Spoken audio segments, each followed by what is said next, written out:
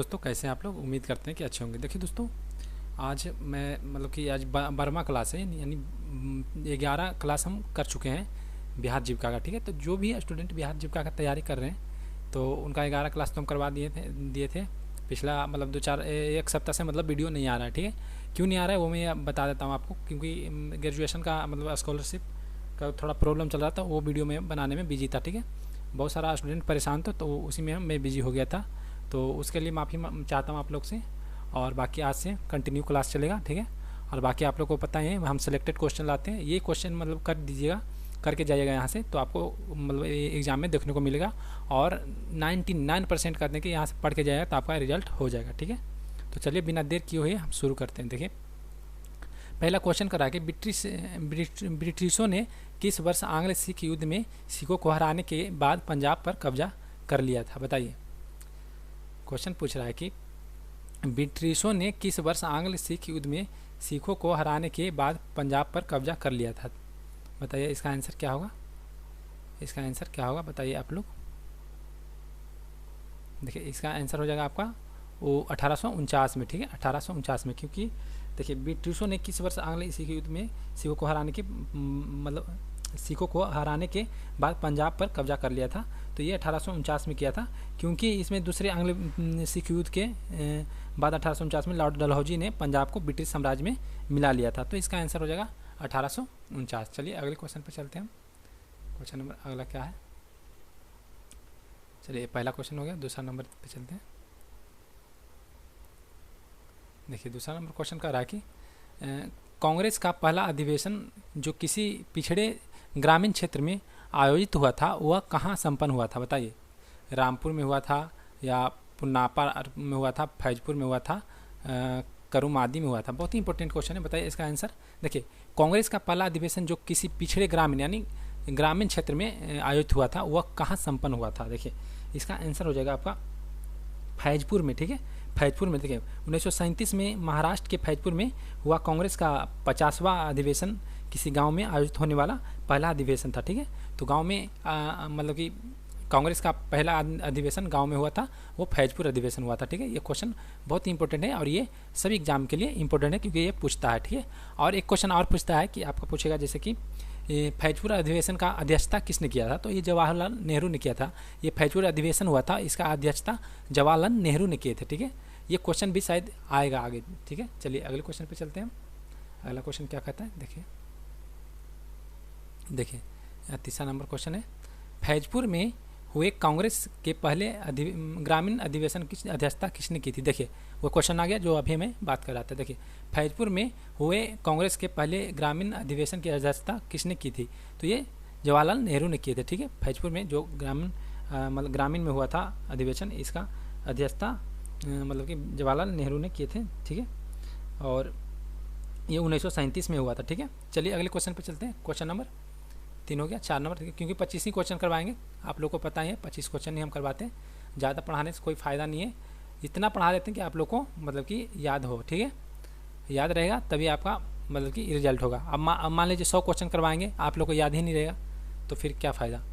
अब देखिए, सबसे पहले आप लोग चैनल पर नहीं तो चैनल को सब्सक्राइब कर लीजिएगा और टेलीग्राम में जुड़ जाएगा। ये सभी PDF आपको टेलीग्राम में मिल जाएगा और बाकी सभी अपडेट आपको टेलीग्राम में मिलते रहता है। ठीक है, अवध के नवाब ने किस वर्ष लॉर्ड वेलेस्ली द्वारा शुरू की गई सहायक गठबंधन संधि को स्वीकार किया था। विलेजली होगा यहाँ पे। ठीक है, विलेजली होगा, यहाँ मिस्टेक हो गया, टाइपिंग मिस्टेक। ठीक है, चलिए बताइए, अवध के नवाब ने किस वर्ष लॉर्ड वेलेस्ली द्वारा शुरू की गई सहायक संबंध गठबंधन संधि को स्वीकार किया था। बताइए 4 नंबर का बताइए इसका आंसर। देखिए, अवध के नवाब शुजा-उद-दौला ने 1801 में सहायक संधि को स्वीकार किया था और इस नीति को लॉर्ड वेलेस्ली ही इसका नाम था। ठीक है, वेलेस्ली ने शुरू किया था। ठीक है, तो इसका आंसर हो जाएगा आपका 1801 में किया था। ठीक है, किस संधि को मतलब सहायक गठबंधन को संधि को स्वीकार किया था, तो ये 1801 ईस्वी में किया था। ठीक है, चलिए अगले क्वेश्चन पे चलते हैं। क्वेश्चन नंबर 4 हो गया। 5 नंबर क्वेश्चन पे चलते हैं। क्वेश्चन नंबर 5 क्या कर रहा है, चलते हैं अगले क्वेश्चन पे। देखिए, यहाँ पे थोड़ा सा प्रॉब्लम हो जाता है। देखिए, क्वेश्चन कर रहा है कि टेस्ट क्रिकेट में 13 शतक बनाने वाले पहले भारतीय क्रिकेटर कौन है। बताइए, बहुत ही इंपॉर्टेंट क्वेश्चन है। टेस्ट क्रिकेट में 13 शतक बनाने वाले पहले भारतीय क्रिकेटर कौन है। सचिन तेंदुलकर, सौरव गांगुली, वीरेंद्र सहवाग या MS धोनी? बताइए। अब तो एक और क्रिकेटर आ गए जो 13 शतक लगाए, बताइए इसका आंसर क्या होगा 5 नंबर का। देखिए वीरेंद्र सहवाग ने 2004 में पाकिस्तान के खिलाफ मुल्तान में 309 रन बनाकर यह उपलब्धि हासिल की थी। इनको मतलब कि मुल्तान का सुल्तान भी बोला जाता है वीरेंद्र सहवाग को, ठीक है। तो इसका आंसर सी हो जाएगा। चलिए अगले क्वेश्चन पे चलते हैं हम। अगला क्वेश्चन क्या कर रहा है, चलिए 5 नंबर क्वेश्चन हो गया। 6ठा नंबर क्वेश्चन क्या कर रहा है देख लेते हैं। देखिए 6ठा नंबर क्वेश्चन कह रहा है कि निम्नलिखित में से सबसे पहले पद्म विभूषण पुरस्कार से सम्मानित किया गया था। मतलब ऑप्शन के अकॉर्डिंग सबसे पहले मतलब पद्म विभूषण पुरस्कार किसे मिला था बताइए। JRD टाटा, हरगोविंद खुराना को, या जॉन मथाई को, या सत्येंद्रनाथ बोस को? बताइए इसका आंसर क्या होगा। 6 नंबर का आंसर आप लोग कमेंट जरूर करिए। जब कभी भी वीडियो देखिए मतलब कि कमेंट करते रहिए ताकि आपको पता चलेगा कि मतलब मेरा आंसर सही हो रहा है कि नहीं हो रहा, ठीक है। देखिए बता देते हैं आपको। प्रसिद्ध भौतिक शास्त्री और गणितज्ञ सत्येंद्रनाथ बोस 1954 में पद्म विभूषण पाने वाले पहले व्यक्तियों में से एक थे, ठीक है। तो इसका आंसर हो जाएगा सबसे पहले व्यक्ति थे सत्येंद्रनाथ बोस जिन्हें पद्म विभूषण पुरस्कार मिला था, ठीक है। चलिए अगले क्वेश्चन पर चलते हैं हम। 6 नंबर क्वेश्चन हो गया। 7 नंबर पर चलते हैं।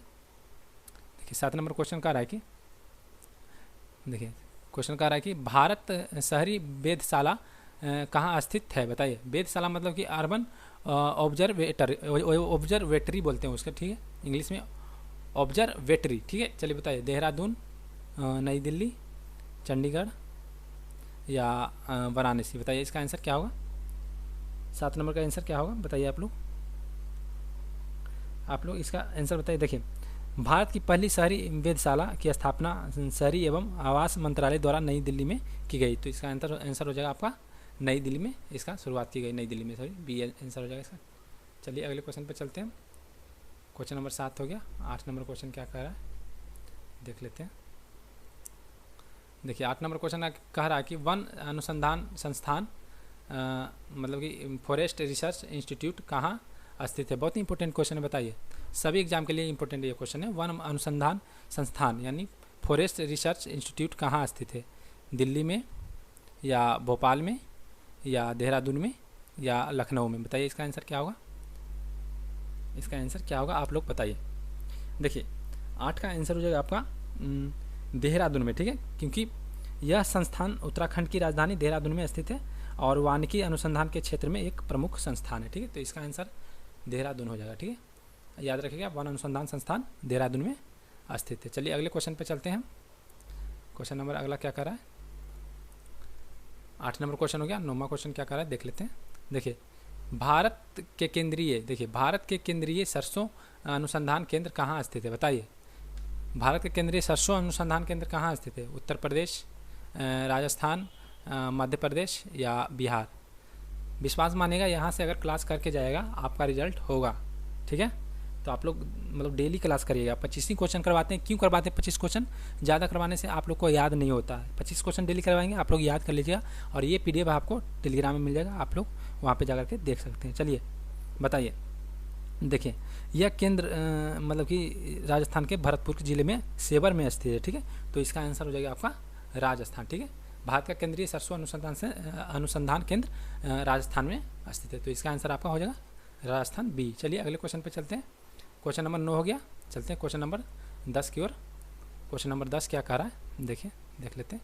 देखिए क्वेश्चन नंबर 10 कह रहा है कि राष्ट्रीय ग्रामीण रोजगार गारंटी अधिनियम मनरेगा के तहत संचालित योजनाएं किसके द्वारा प्रायोजित की जाती है। मतलब पूछ रहा है कि राष्ट्रीय ग्रामीण रोजगार गारंटी अधिनियम मनरेगा के तहत संचालित योजनाएं किसके द्वारा प्रायोजित की जाती है। मतलब केंद्र सरकार द्वारा की जाती है, देखिए केवल केंद्र सरकार द्वारा की जाती है, या केंद्र और राज्य सरकार द्वारा आंशिक रूप से की जाती है, या केवल राज्य सरकार द्वारा की जाती है, या सार्वजनिक निजी भागीदारी द्वारा की जाती है। तो देखिए बता देते हैं इसका आंसर आपको। देखिए मनरेगा एक केंद्र प्रायोजित योजना है जिसमें फंडिंग या एक बड़ा हिस्सा जैसे मजदूरी का 100% केंद्र सरकार देती है, ठीक है।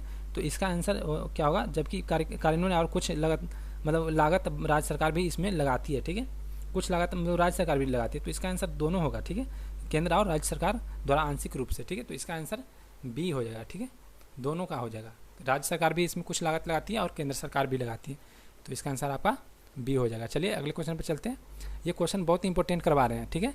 जो भी बिहार जीविका का तैयारी कर रहे हैं ये क्वेश्चन करके जाइएगा, आपको वहाँ पे ये क्वेश्चन सब मिलेगा। ठीक है, हम सिलेक्टेड क्वेश्चन लाए हैं और प्रीवियस देखते हुए और जो क्वेश्चन पूछा जाएगा वो एकदम सेम लाए हैं। ठीक है, मतलब कि जो उसके आधार पर पूछा जा सकता है। ठीक है, ऐसा हम नहीं बोल सकते कि एकदम 100% ही ये पूछा जाएगा, लेकिन उसके आधार पर ही हम लाए हैं। ठीक है, चलिए बताइए। क्वेश्चन कर रहा है कि भारत सरकार द्वारा चलाया गया मिशन इंद्रधनुष किसके संबंधित है? बताइए, भारत सरकार द्वारा चलाया गया मिशन इंद्रधनुष किससे संबंधित है?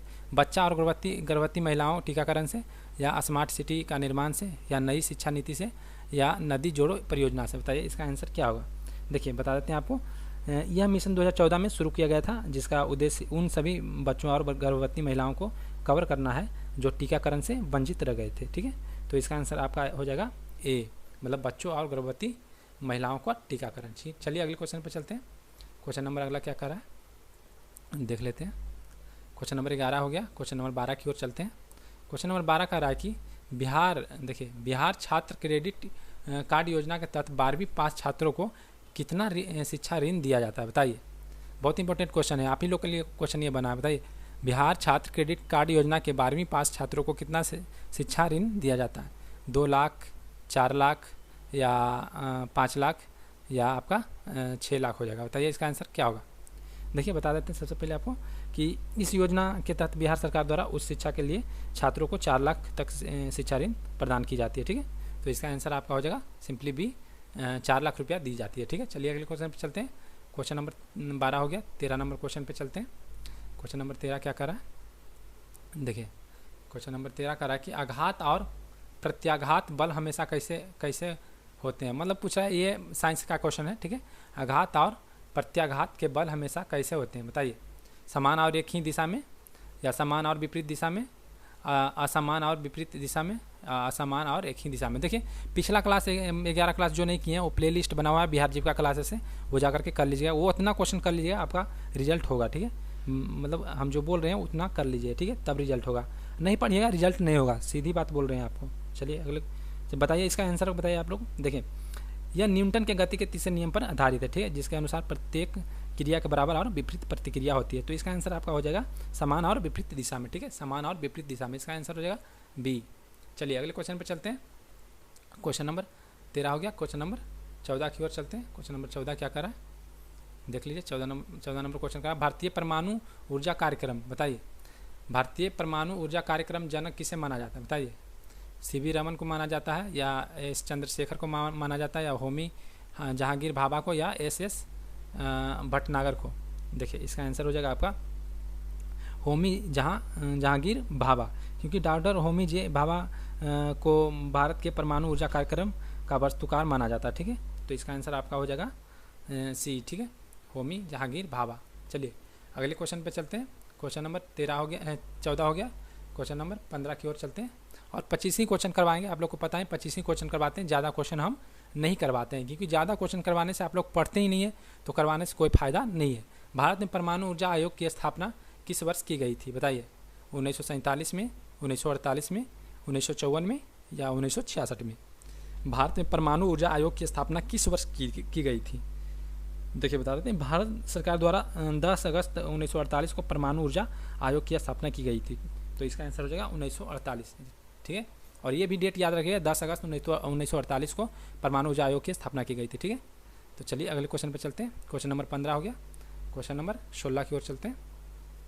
अगला क्वेश्चन है कि देखिए बहुत ही इंपॉर्टेंट क्वेश्चन पूछ रहा है, भाभा परमाणु अनुसंधान केंद्र का पूर्व नाम क्या था? मतलब कि भाभा परमाणु अनुसंधान केंद्र का पहले वाला जो शुरू में स्टार्टिंग में नाम जो रखा गया था उसका नाम क्या था, ये पूछ रहा है क्वेश्चन।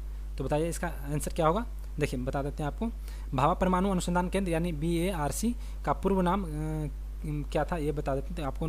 परमाणु ऊर्जा प्रतिष्ठान ट्रॉम्बे बोला जाता था इसको। ठीक है, परमाणु ऊर्जा प्रतिष्ठान ट्रॉम्बे।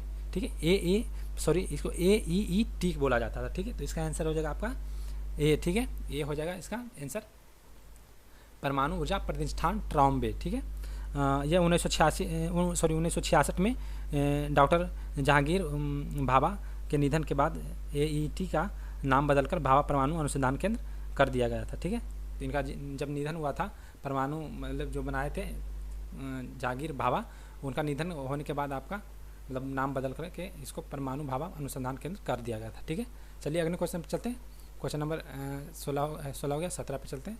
क्वेश्चन नंबर 17 का रहा है कि देखिए घड़ी में क्वार्ट्ज क्रिस्टल का कार्य करना किस प्रभाव पर आधारित है, बताइए। घड़ी में क्वार्ट्ज क्रिस्टल का कार्य करना किस प्रभाव पर आधारित है, इसका आंसर क्या होगा बताइए। 17 का आंसर आप लोग बताइए क्या होगा।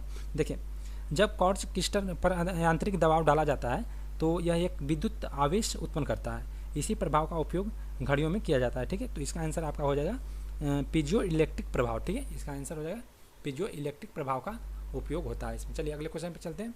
क्वेश्चन नंबर 17 हो गया। क्वेश्चन नंबर 18 की ओर चलते हैं। क्वेश्चन नंबर 18 क्या कर रहा है, देखिए क्वेश्चन नंबर 18 कह रहा है कि पहले खेलो इंडिया जल खेल महोत्सव का अनावरण कहाँ किया गया था, बताइए। पहले खेलो इंडिया जल खेल महोत्सव का अनावरण कहाँ किया गया था, लेह में किया गया था, या श्रीनगर में किया गया था, या शिमला में किया गया था, या गुवाहाटी में किया गया था। इसका आंसर आप लोग बताइए क्या होगा। देखिए 18 नंबर का आंसर क्या होगा। देखिए पहले खेलो इंडिया जल खेल महोत्सव का आयोजन श्रीनगर की प्रसिद्ध डल झील में किया गया था। ठीक है, तो इसका आंसर आपका हो जाएगा श्रीनगर में किया गया था। ठीक है, डल झील में ही किया गया था। ठीक है, तो इसका आंसर हो जाएगा बी, श्रीनगर। चलिए अगले क्वेश्चन पर चलते हैं। क्वेश्चन नंबर 19 कह रहा है कि खेलो इंडिया जल खेल महोत्सव का शुभंकर क्या था, बताइए। शुभंकर क्या था, खेलो इंडिया जल खेल महोत्सव का शुभंकर क्या था। स्लो लेपर्ड, रेड पांडा, या हिमालयन किंगफिशर, या हाइंगुल हिरन, बताइए इसका आंसर क्या होगा। क्वेश्चन नंबर 19 का आंसर क्या होगा। देखिए इस महोत्सव के लिए शुभंकर के रूप में हिमालयन किंगफिशर को चुना गया था। ठीक है, हिमालयन किंगफिशर को, तो इसका आंसर आपका हो जाएगा सी। ठीक है, याद रखिएगा। चलिए अगले क्वेश्चन पे चलते हैं। क्वेश्चन नंबर 19 हो गया। क्वेश्चन नंबर 20 देखते हैं। क्वेश्चन नंबर 20 कह रहा है कि एबेल प्राइज यानी 2025 किस गणितज्ञ को प्रदान किया गया था, बताइए।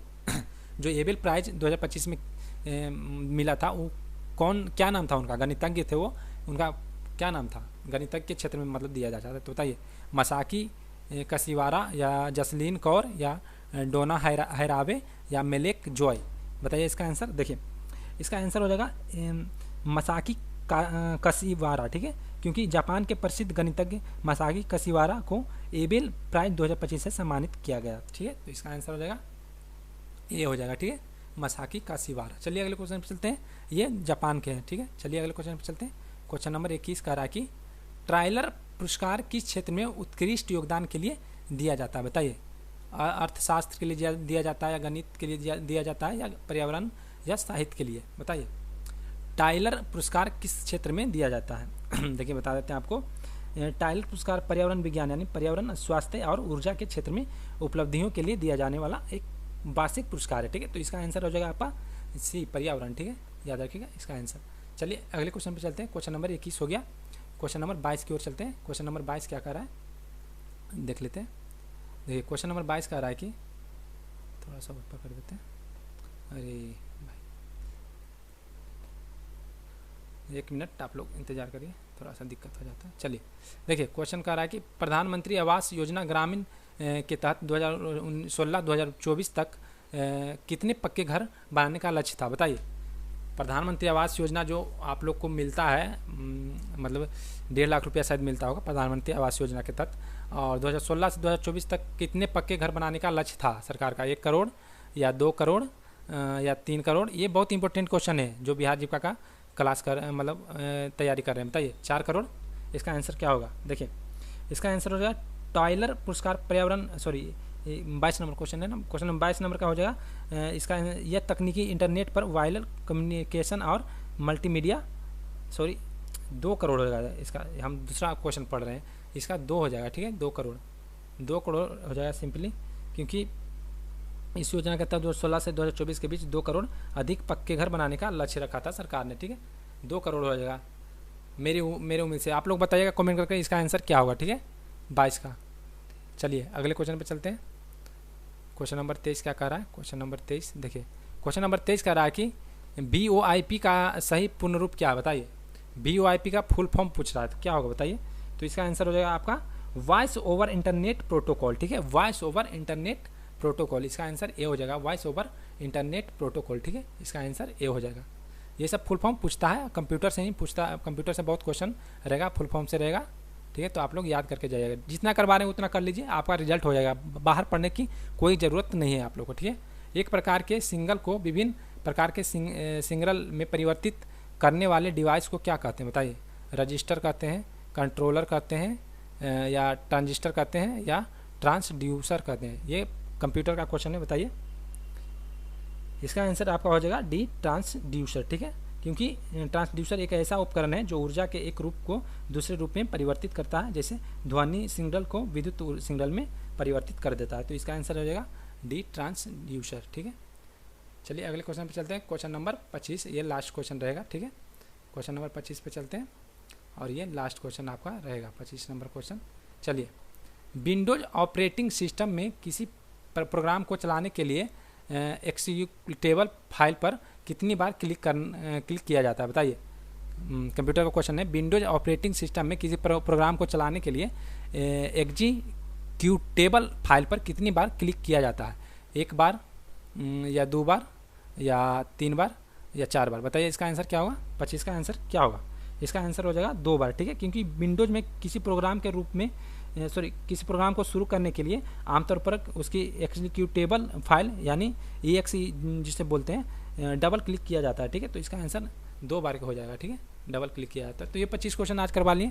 फिर मतलब 12वां क्लास था ये, फिर अगला क्लास मतलब 13वां क्लास मतलब कल करवाएंगे। ठीक है, तो आप लोग जो पिछला वीडियो नहीं किए हैं वो देख लीजिएगा। ठीक है, प्ले लिस्ट में भी बना दिए, प्ले लिस्ट में लिखा होगा बिहार जीविका क्लासेस, वो सभी कर लीजिएगा, आपका रिजल्ट होगा। ठीक है, तो आप लोग टेंशन मत लीजिए। और वीडियो पर नए हैं तो वीडियो को लाइक शेयर कर दीजिए और चैनल को सब्सक्राइब कर दीजिए। ठीक है, बोलने में थोड़ा तो मिस्टेक हो गया। तो फिर मिलते हैं अगले वीडियो में, तब तक के लिए धन्यवाद।